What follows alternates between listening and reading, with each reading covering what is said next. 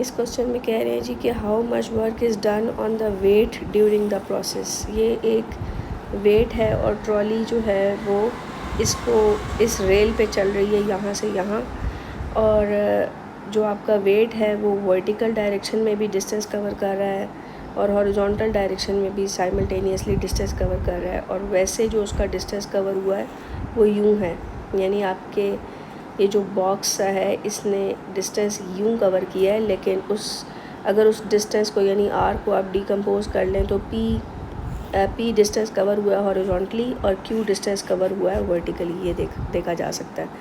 अब उन्होंने कहा work done on the weight, तो work done on the weight करने के लिए आपको जाहिर सी बात है कि ग्रेविटेशनल पुल के अगेंस्ट काम करना पड़ा होगा। तो ग्रेविटेशनल फोर्स जो होती है वो डाउनवर्ड होती है, तो जब आपने ग्रेविटेशनल पुल के अगेंस्ट काम किया तो जाहिर सी बात है वर्टिकली अपवर्ड फोर्स लगानी पड़ी होगी।